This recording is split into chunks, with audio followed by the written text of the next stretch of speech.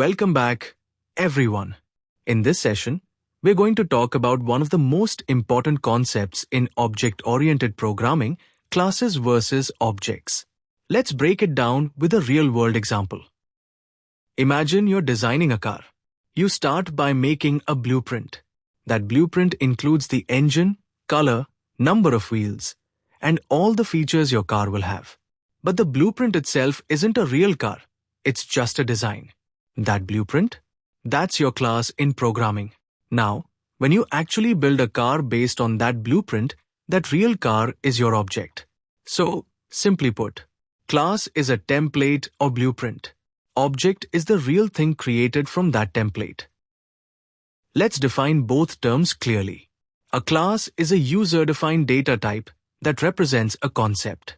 It can contain data, called fields or properties, and actions called methods. An object is an instance of a class.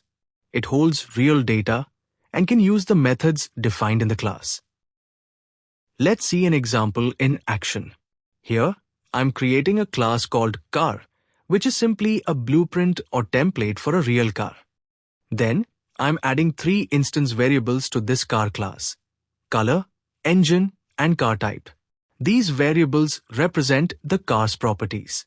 Each new car object can have different values assigned to these variables.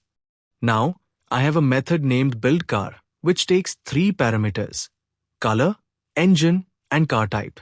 Inside the method, we simply print these values to the console, saying the car is built using the provided values.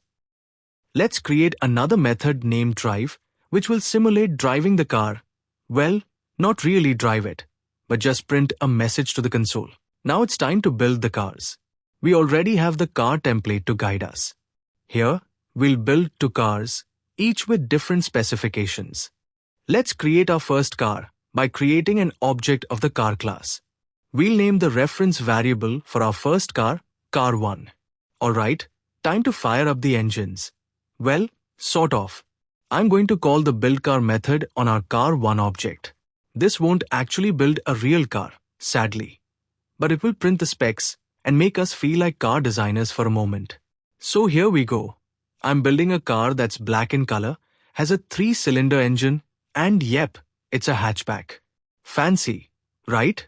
Our virtual garage is getting cooler already. Alright, it's time to take car 1 for a spin. Well, not literally.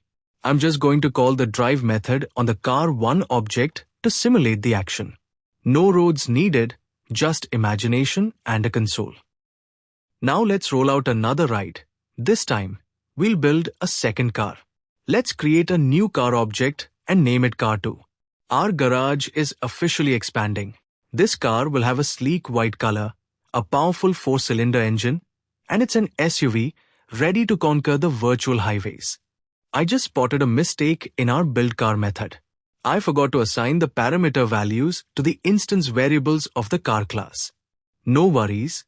Let's fix that now in both car building methods, so our cars actually remember their color, engine, and type.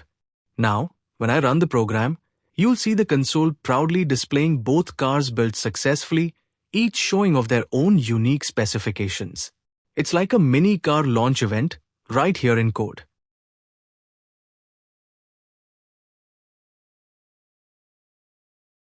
Let's quickly recap what we learned today. A class is like a blueprint. It defines what a car should have: color, engine, type, and some actions like driving. An object is the real deal. It's the car you actually build from that blueprint. We created a car class with some properties and methods. Then we used that class to build 2 cars, each with their own specs.